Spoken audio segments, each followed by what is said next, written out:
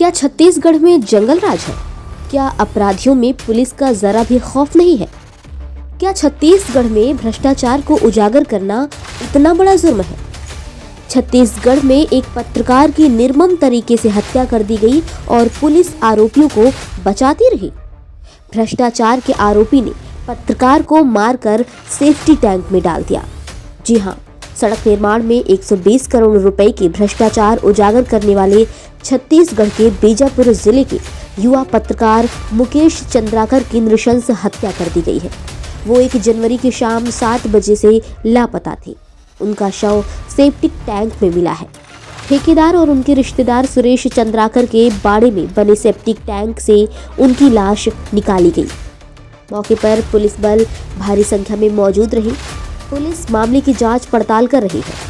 बता दें कि आज शनिवार को इस मामले से आक्रोशित पत्रकारों ने बीजापुर में चक्का जाम किया है। जी हाँ, बीजापुर समेत बस्तर संभाग के पत्रकार भी सड़क पर बैठे हुए हैं। कुछ ही दिन पहले पत्रकार मुकेश चंद्राकर ने 120 करोड़ की लागत से बनने वाली सड़क के भ्रष्टाचार की खबर प्रकाशित की थी। इसमें सड़क के खस्ताहाल स्थिति को उजागर किया था। बताया जाता है कि ये काम ठेकेदार सुरेश चंद्राकर ने ही करवाया था। इस वजह से मुकेश चंद्राकर और ठेकेदार सुरेश चंद्राकर में अनबन चल रही थी। बताते चले कि छत्तीसगढ़ के बीजापुर में पत्रकार मुकेश चंद्राकर का भ्रष्टाचार के खिलाफ आवाज उठाना भारी पड़ गया। पहले उनका गला घोंटा गया, बाद में सिर पर कुल्हाड़ी मारी। इस हमले से मुकेश के सिर पर 2.5 इंच गड्ढा हो गया। हत्या के बाद मुकेश की लाश बैडमिंटन कोर्ट कैंपस में बने सेप्टिक टैंक में फेंक दिया और टैंक को 4 इंच कंक्रीट से ढलाई करके पैक कर दिया गया। बड़ी संख्या में स्थानीय और परिजन मुकेश चंद्राकर की अंतिम यात्रा में शामिल हुए हैं। अंतिम संस्कार के लिए शमशान घाट लेकर जा रहे हैं। परिजनों का रो रो कर बुरा हाल हुआ है। इसके पहले बीजापुर में हुई इस हत्या के बाद पत्रकारों में आक्रोश है। उन्होंने बीजापुर नेशनल हाईवे 63 पर 4 घंटे तक चक्का जाम किया। वहीं पुलिस ने मामले में 3 आरोपियों को गिरफ्तार कर लिया है, जबकि 3 आरोपी हिरासत में हैं। रिश्तेदार सुरेश चंद्राकर भी संदेह के घेरे में है। अब पूरा मामला आपको विस्तार से बताते हैं। दरअसल 1 जनवरी 2025 को शाम 7 बजे से मुकेश चंद्राकर घर से लापता हुए थे। अगले दिन 2 जनवरी को उनके भाई युकेश चंद्राकर ने गुमशुदगी की रिपोर्ट दर्ज कराई। शिकायत के बाद पुलिस लगातार मुकेश के फोन को ट्रेस कर रही थी। फोन बंद होने की वजह से अंतिम लोकेशन घर के आसपास का ही दिखा रहा था। जहां सीसीटीवी फुटेज भी खंगाले गए, जिसमें अंतिम बार मुकेश टी-शर्ट और शॉर्ट्स में दिखे। वहीं पत्रकारों ने भी अलग अलग जगह पता किया। जीमेल लोकेशन के माध्यम से लोकेशन ट्रेस किया गया, जिसमें मुकेश का अंतिम लोकेशन बीजापुर जिला मुख्यालय के चट्टान पारा में होना पाया गया। यहीं पर मुकेश के रिश्तेदार और ठेकेदार सुरेश चंद्राकर, रितेश चंद्राकर का बैडमिंटन कोर्ट परिसर है। मुकेश के सगे भाई युकेश समेत अन्य पत्रकारों ने इसकी जानकारी बीजापुर जिले के एसपी जितेंद्र यादव और बस्तर के आईजी सुंदर राज पी को दी। पुलिस की टीम भी उस इलाके में पहुंची। इस दौरान कुछ पत्रकारों की नज़र सेप्टिक टैंक पर गई। टैंक पर कंक्रीट का मोटा स्लैब डाला गया था, लेकिन उसमें एक भी चैम्बर नहीं रखा था। अमूमन टैंक की सफाई के लिए एक हिस्से में चैम्बर बनाया जाता है। यह टैंक पूरी तरह से जब पैक दिखा तो शक हुआ। पुलिस से टैंक तोड़वाने की मांग की गई, लेकिन पुलिस ने मना कर दिया। इसके बाद पुलिस और पत्रकारों में बहस हो गई। मामला बढ़ते देख पुलिस ने टैंक तोड़ने की इजाजत दे दी, जिसके बाद टैंक तोड़ते ही पानी में मुकेश की लाश मिली। शव को बाहर निकाला गया और पोस्टमार्टम के लिए शव को अस्पताल भिजवाया गया। बता दें कि हत्याकांड में पुलिस के संदेह के दायरे में ठेकेदार सुरेश चंद्राकर और सुरेश के भाई रितेश चंद्राकर है। कुछ दिन पहले ही मुकेश ने करीब 120 करोड़ रुपए की लागत से बनने वाली सड़क की खस्ताहाल की खबर बनाई थी।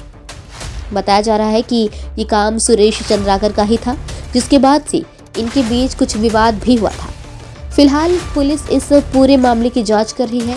जांच के बाद ही हत्यारे और हत्या की वजह स्पष्ट हो पाएगी। पूर्व मुख्यमंत्री भूपेश बघेल ने फेसबुक पर लिखा कि मुझे आज भी वो दिन याद है जब नक्सलियों के कब्जे से कोबरा बटालियन के जवान राकेश्वर सिंह मनहास को नक्सलियों के चंगुल से रिहा कराने वाली मध्यस्थ टीम मुख्यमंत्री निवास रायपुर में मुझसे भेंट करने आई थी। साहसी पत्रकार मुकेश चंद्राकर उस मध्यस्थ टीम के प्रमुख सदस्य थे। उनके साहस के लिए मैंने उनकी पीठ थपथपाई थी। मुकेश के साथ जो हुआ है वो बेहद दुर्भाग्यजनक है। सिर्फ शब्दों से निंदा कर देने से क्षति और असुरक्षा का समाधान नहीं हो सकता। न ही इस विषय पर कोई राजनीतिक टिप्पणी करना चाहूँगा। सरकार से अनुरोध है कि त्वरित जांच हो, दोषियों पर कार्रवाई हो और ऐसी नज़ीर पेश हो कि अपराधियों में संदेश जाए। साथ ही मुकेश के परिवार का ध्यान रखने के लिए सरकार को आर्थिक सहायता, नौकरी पर भी निर्णय लेना चाहिए।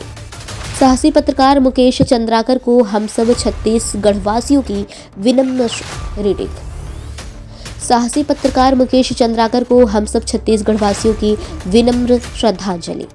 ईश्वर उनके परिवार को हिम्मत दे। ओम शांति। भूपेश बघेल ने आगे लिखा, मैंने सोचा था कि मुकेश चंद्राकर के मामले में न्याय मिलने तक इस पर राजनीतिक बयानबाजी नहीं होनी चाहिए, लेकिन भाजपा नेताओं के हद से अधिक गिर जाने पर मुझे कहना पड़ेगा कि प्रदेश के उप मुख्यमंत्री अरुण साव, जिनके पास ही पीडब्ल्यूडी भी है।